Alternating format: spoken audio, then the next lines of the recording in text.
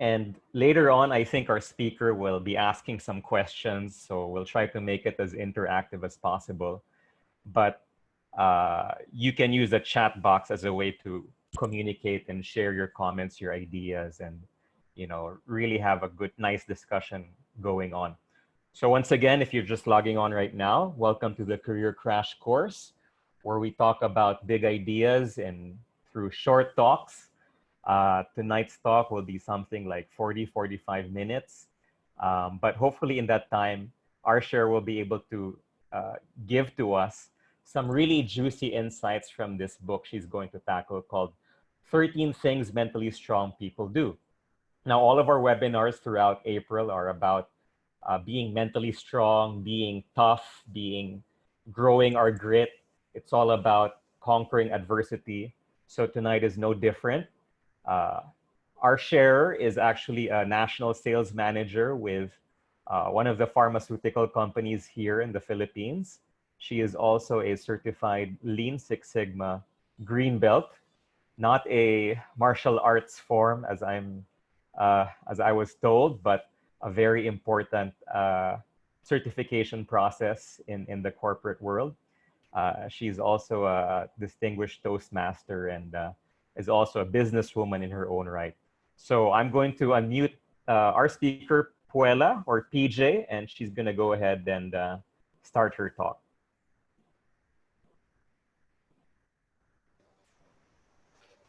Hi, Thank PJ. you. Hi, thank you very much, Ryan, for the introduction.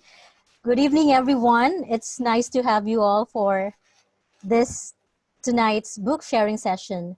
Before I start, let me check if you can hear me clearly and if you can see my first slide.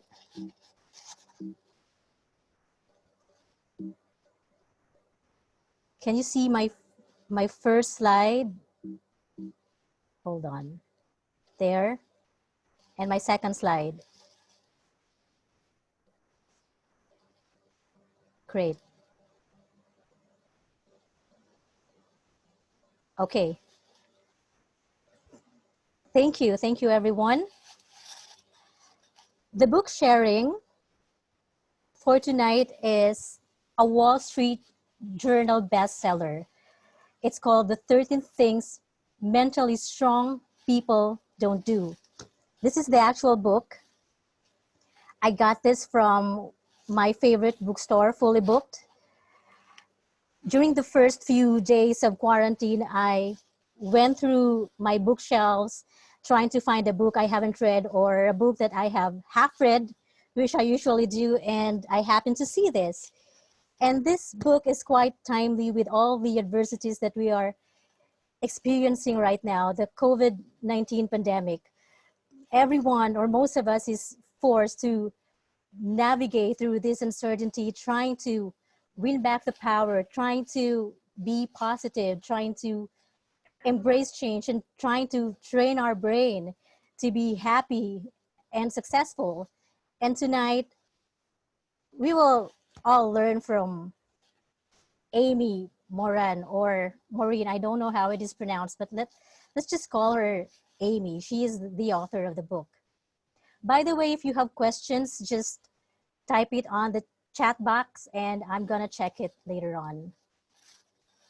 Amy, that's not her, she said, when you give up the things that are holding you back, you can accomplish incredible feats. When you give up the things that are holding you back, you can accomplish incredible feats. This is Amy. She's the author of the book. She is a psychotherapist and has went through a series of losses, very traumatic experiences that inspired her to study mentally strong people. Let me share with you a brief story about Amy, which she shared on this book. She was 23 years old when her mother passed away unexpectedly due to brain aneurysm. She was not able to really move on with her life. She was still on the stage of healing when, during the death anniversary of her mom, his husband passed away due to heart attack. And it was just too much for her trying to live a life. It was so exhausting. But he has to move on. And her in-laws helped her move on from the loss of her mother and the loss of her husband by celebrating the birthday of her husband through doing something adventurous, because that is what something that her husband likes. So one birthday, they celebrated it through skydiving, second through trapeze, everything, just to have that very beautiful and fun memory of the loss. So that's how Amy, inspired by looking at people, studying strong people, how to have that mentally strong mind. But first of all, let's define what is mental strength and what is mental health. So when we talk about mental health, it actually talks about our psychological, our emotional being. And when we talk about mental strength, it talks about our ability to regulate our emotions, manage our thoughts, and behave in a positive manner. Amy taught us that there is three-pronged approach on developing mental strength. One is our thoughts, which is what we use when we identify irrational thoughts and replacing them with more realistic thoughts. Second is our behavior, behaving in a positive manner despite the circumstances. And third, our emotions. Our emotions is what controls. Emotions is controlling your emotions, as your emotions don't control you. That's what she said in the book. And these three things we should understand are closely intertwined. And our behavior should be based on our rational thoughts and our balanced emotions. Because if not, this may lead to a dangerous downward spiral.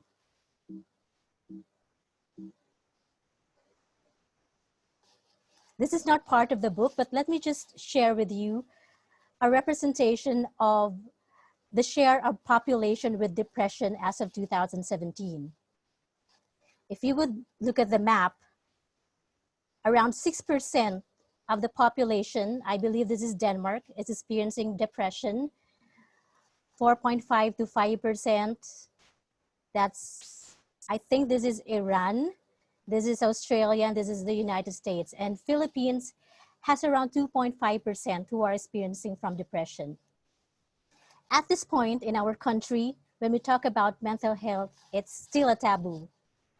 But a lot of people who has that advocacy has been starting to spread on the awareness. In fact, with the COVID-19 pandemic, DOH has seen that there may be lots of people who would experience anxiety and depression. And in fact, they are planning to come up with a mental health desk, because they could see that after all this, a lot of people would be really left depressed. Now let's move on to the most exciting part, the 13 things that mentally strong people do.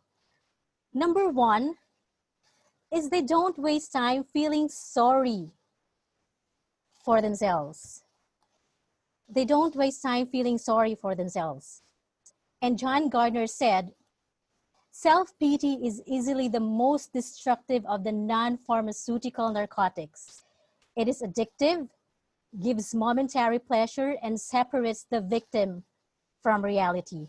By the way, the book sharing contains a lot of quotes from very good leaders and popular authors. And it would help if we could recite it loudly, because as you know, when you recite things aloud, you tend to remember it more than when you just read it silently. Now, let me share with you a story about Marla. Marla is the first American woman who finished a marathon, and she also participated in Olympics. Now, what is special about Marla is that she is legally blind. She lost her eyesight when she was 9 years old. But what Marla did is that she exchanged the feeling of self-pity to gratitude. She focused on what she can accomplish in life rather than what could have prevented her from doing something. Now, sometimes people say that they deserve better.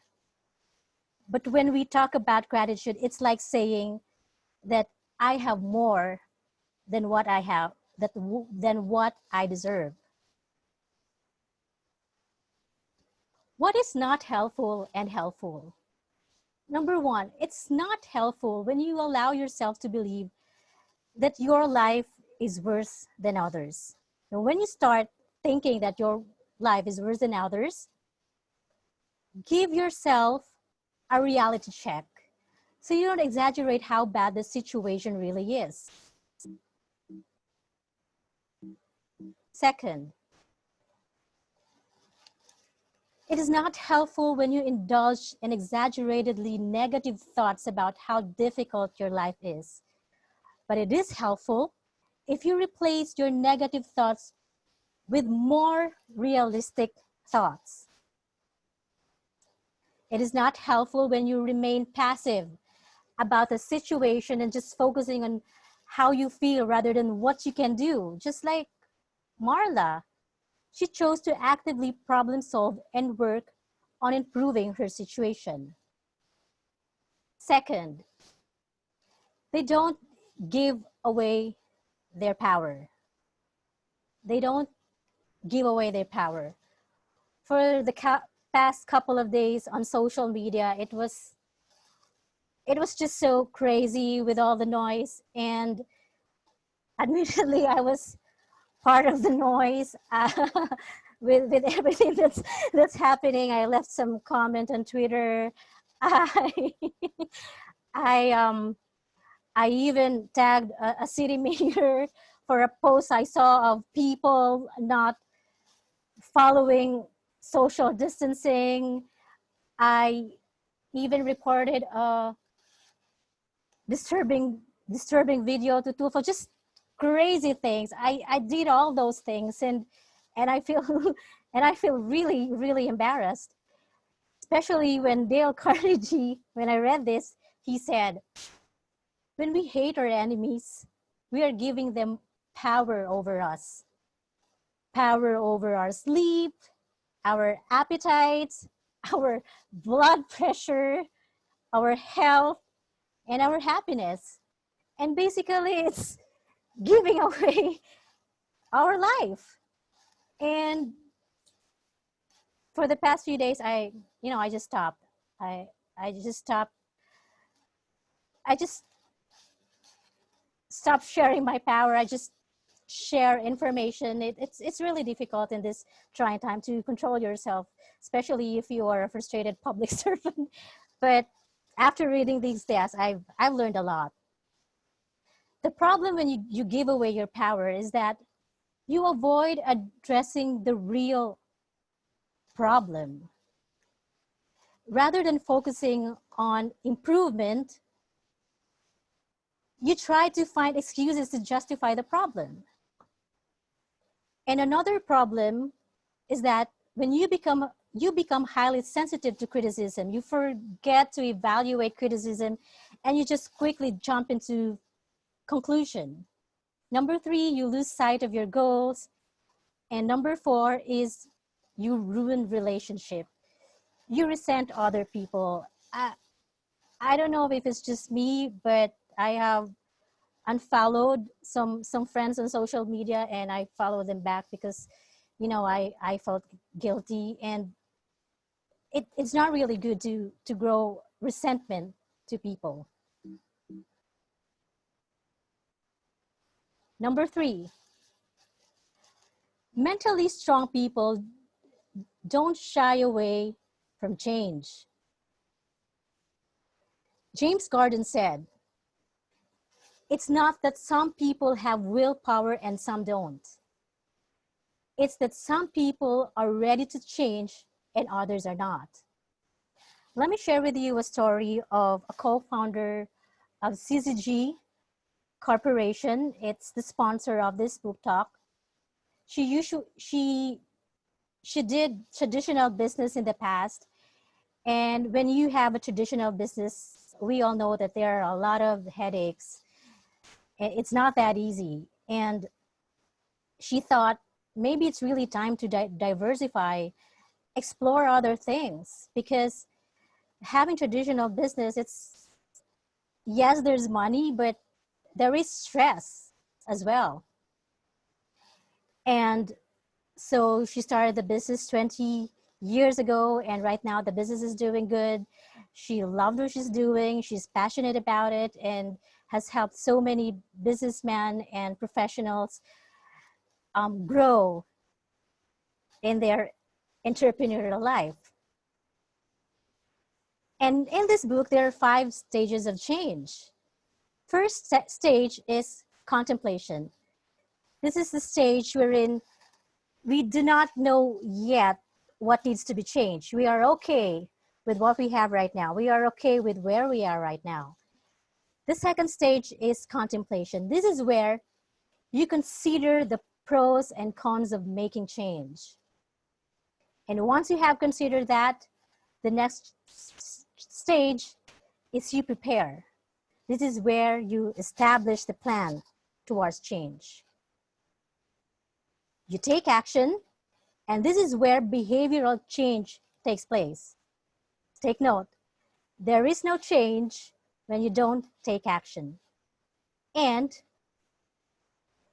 maintenance. You maintain the good things that you do, improve on things that you should improve. Maintenance is the essential stage and is often overlooked. That's why, sometimes people, really does not, are not able to really achieve their dreams. What's helpful? Commit to behave like the person you want to become. Spend more time with the person you want to become, because we all know that you are the average of the person you spend most of your time with. Can I just check the chat box if there are questions? There is none so far, so I will proceed. Number 4, they don't focus on the things that they can control. And very specific example that I could share with you, which everybody could relate, is the COVID-19 pandemic. The spread of COVID-19 for us, especially for us, is not within our control. Maya Angelou said, "You may not control all the events that happen to you, but you can decide not to be reduced by them." And I am glad that every one of us is just staying home, observing the quarantine. There are problems associated with trying to control everything. Number 1, it leads to increased anxiety. The more successful your attempts to control the situation, the more anxious you become and you feel that you are inadequate. Number 2, you waste time and energy. Thinking about this, trying to control things, is a waste of mental energy, and wishing circumstances would change is just really exhausting. And number 3, it damages relationship. People, when they try to control people, it's really not attractive. In fact, those people who are struggling with control, they tend to have difficulty creating or, creating relationships. Number 4, you would tend to unnecessarily blame yourself for everything. You blame yourself for everything, thinking everything is within your control. But actually, it's not. So don't be hard on yourself. What's helpful? To not rely yourself for the entire outcome. Ask help when you need it and focus on solving problems within your control.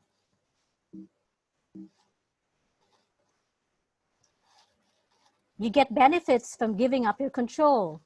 There's an increase of happiness. There's an increase of, better relationship, less stressful life, new opportunities because you get to focus on more realistic things and more successful. Amy said that people who take lots to control their lives while recognizing limitations of their ability are happier. They are happier people. Number 5, they don't worry about pleasing everyone.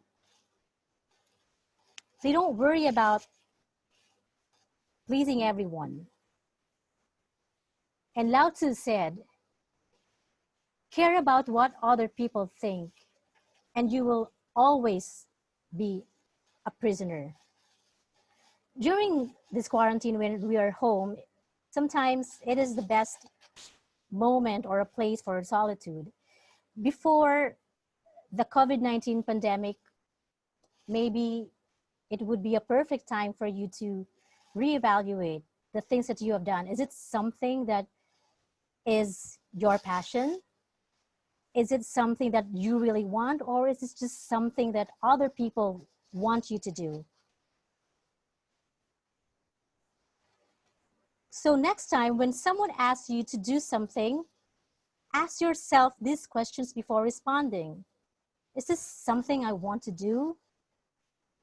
What will I have to give up by doing this? What will I gain by doing this? And how will I feel if I do it?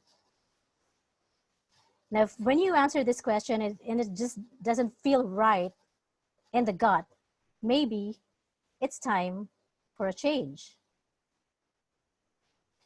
Number 6, mentally strong people don't do is that they don't fear taking calculated risk.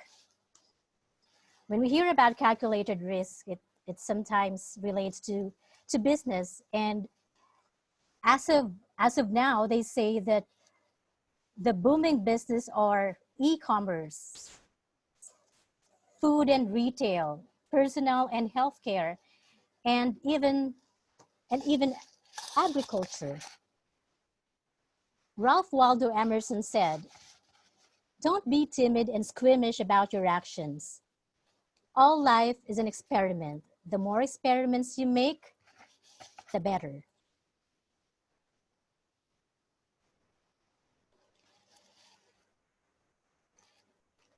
I'm sure a lot of you are thinking about what to do after the pandemic, because it's really scary if this happens again. And some of the people I know are thinking on doing some e-commerce business, food, healthcare, a lot of it. But before you do it, ask yourself these questions to help you calculate the risk level. What are the potential costs? It can be tangible cost or intangible cost. Tangible cost, money. Intangible cost, rejection. What are the potential benefits? What can you get if everything works as planned? How will this help me achieve my goal? Is this something aligned to my bigger goal? If I wanted to have a business, would it still help me achieve quality time with my family? Next question, what are the alternatives? Sometimes when we are in a business, we think about just 2 options, either to just take the risk or not take the risk. But in reality, there are alternatives. There are many options to just, jump in and take the risk. How good would it be if the best case scenario came true? Think about the gains. Think about it. How bad would it be if the worst case scenario did come true? Do you have a plan if something goes wrong? You have to. How much would this decision matter in 5 years? Usually, if it's a small risk, it will just, it's the decision matter only for a few years. But if it's a big risk or it entails a lot of money, then probably the risk would be your entire future. So calculate and ask yourself these questions. Number 7, they don't dwell on the past. Marion Wilson said, "We do not heal the past by dwelling there. We heal the past by living fully in the present." Let me go back to the story of Amy. She has lost her mother unexpectedly due to brain aneurysm. And the time that they celebrated the death anniversary, her husband suddenly passed away due to heart attack. But she moved on. She went back to work, met new people, and then it was fortunate for Amy that she found another amazing guy, which she is happily married to right now.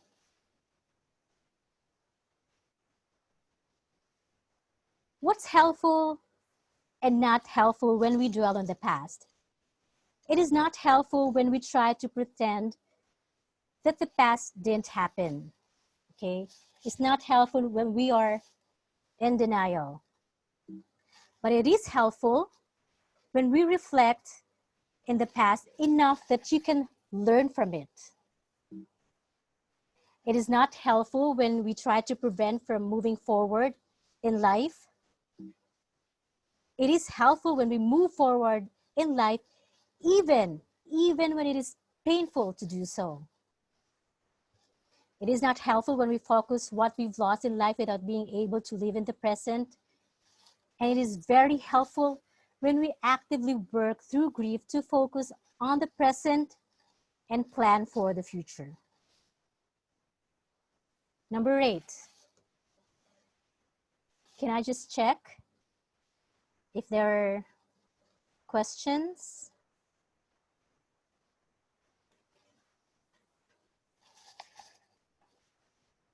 Oh, thank you. These are very good comments. The past is like carrying a heavy sack at your back. What is denied cannot be healed. Yes. Okay. Mentally strong people, they don't do the same mistake over and over. Not over and over. John Powell said, the only real mistake is the one from which you can learn nothing. Mistakes that you can learn nothing. Instead of looking for an excuse, why not look for an explanation when you commit a mistake? What went wrong? Examine what thoughts, what behaviors, and what internal factors contributed to the mistake.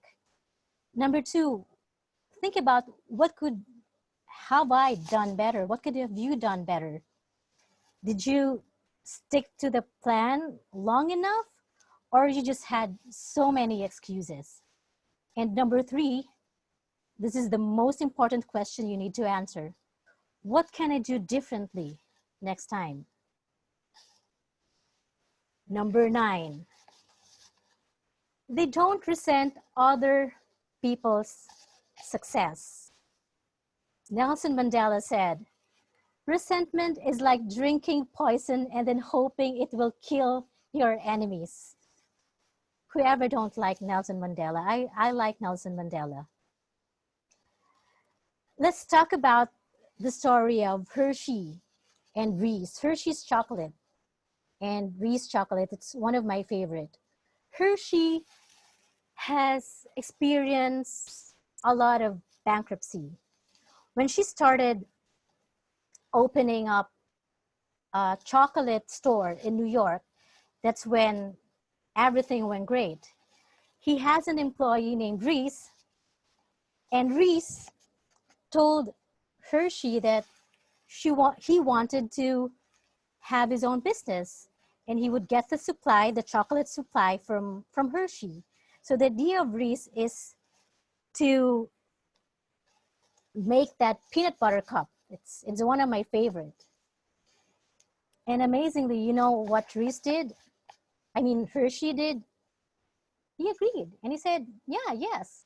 He never considered Reese as a competitor. And both companies really did well. And when they both died, Hershey's and Reese merged into one big chocolate company. It's really a very good story. What resentment can cause you? Resentment can stop you from focusing on your own path to success. You will never be content of what you have. You will overlook your skills and talents. You may abandon your values.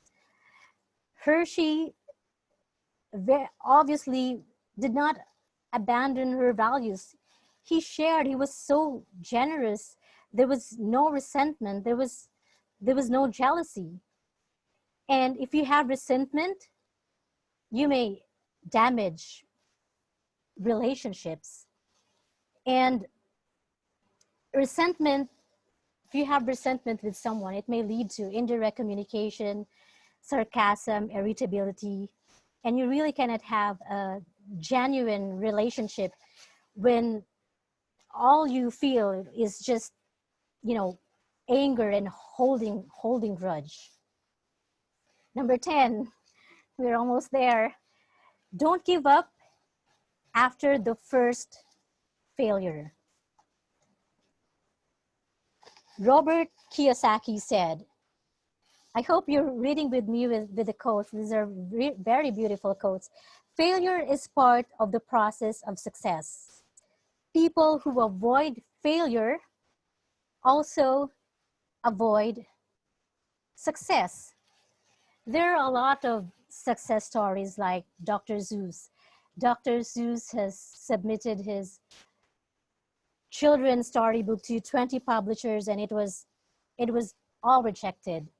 And eventually, he was able to publish 46 of his storybooks and became best well-known storybooks in the world.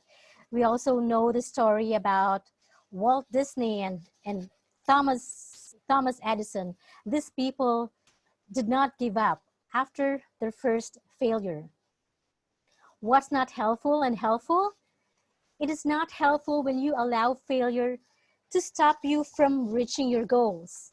But let us view failure as a learning opportunity. Do not consider future attempts to be lost if first attempt wasn't successful. Instead, resolve to try again if first attempt wasn't successful. Quitting because you don't want to tolerate discomfort. Instead, face your fear of failure. It is not helpful when you define a task as impossible just because the first task that you didn't work, but instead develop a new plan to increase your chance of success. Number 11, they do not fear alone time. Blaise Pascal said, I hope you read this with me. All man's miseries derive from not being able to sit quietly in a room alone.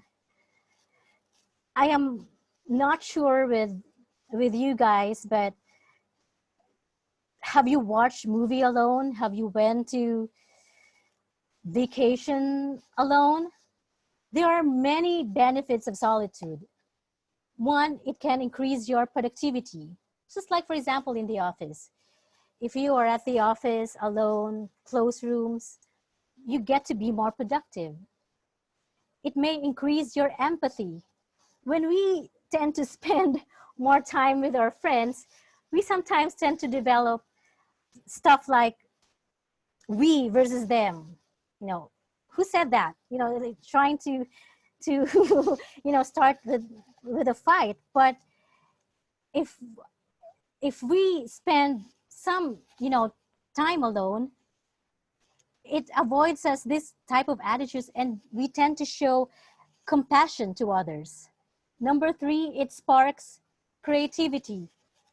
A lot of authors, a lot of artists would go to a quiet place so they would be able to finish their book, come up with a very good music, and it's just works for them. Another benefit is good mental health, and studies show that people who is used to solitude experiences less depression. And number 5, solitude offers restoration. Time alone with nature offers rest and renewal. Number 12, they don't feel the world owes them anything. Robert T. Jones Burdett said, "Don't go around saying the world owes you a living. The world owes you nothing. It was here first." This is hilarious, but yeah, it's true. What's not helpful? Insisting you are better than most people at almost everything. Let me share with you a story that Amy shared here. His name is Lucas. He was a fresh grad, joined a corporation, and he thought that he's smarter than everyone else. He's smarter, that he deserves a raise, that he deserves a promotion. But the thing is, his boss and his colleagues think otherwise. And the problem is sometimes we insist that we are better than most people at almost everything. But what can help is to recognize areas of your life where you believe you are superior, and at the same time accept areas in your life where you feel that it is your weakness and it is the strength of someone else. It is not helpful keeping score about all the things you think you deserve in life, but it is helpful to focus on what you have to give rather than what you want to take. It is not helpful when you take your own feelings into consideration, when you become too selfish and you just think about yourself. But it is helpful when you think about other people's feelings. And finally, number 13, mentally strong people do. They do not expect immediate results. Napoleon Hill said, "Patience, persistence, and perspiration make an unbeatable combination of success." With the COVID-19 pandemic that we are experiencing right now, probably a lot of you is thinking about creating or having your own business so that when crisis like this comes, you have many income streams. What is helpful? Create realistic expectations. Think about how long and how difficult this goal you want to achieve. Celebrate your milestones along the way. If you want to have a business and you want to earn $1 million, do not celebrate only when you receive the $1 million. We don't know how long it's going to take you to get that. But celebrate milestones. Celebrate when you first signed a contract. Celebrate your first sale of toothpaste or shoppa, whatever. Just celebrate each milestones and develop a plan to help resist your temptation. Example is blocking your calendars. Blocking your calendar so you could focus on your goals and do your task. So let's review the 13 things that mentally strong people like us hopefully do. They don't dwell on the past. They don't worry about pleasing everyone. They don't make the same mistakes over and over. They don't fear alone time. They don't resent other people's success. They don't waste energy on things they can't control. They don't give away their power. They don't give up after the first failure. They don't fear taking calculated risks. They don't waste time feeling sorry for themselves. They don't expect immediate results. They don't shy away from change. And they don't feel the world owes them anything. With that, before I end, let me check if there are questions. Is it possible to get a copy of your slides? Yes, I will share this with you.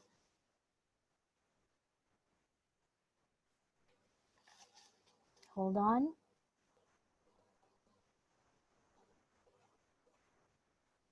Yes, blocking the calendar, it really helps. So thank you so much. This event is from Career Crash Course. We usually meet every Thursday in Makati at 7:30 p.m. But because of the quarantine, we had to do this online. And if you have more questions, please feel free to message Career Crash Course, follow them on Facebook, or syzygy.ph. Thank you very much. It was wonderful to have shared this book with you. And I turn over the floor now to Ryan.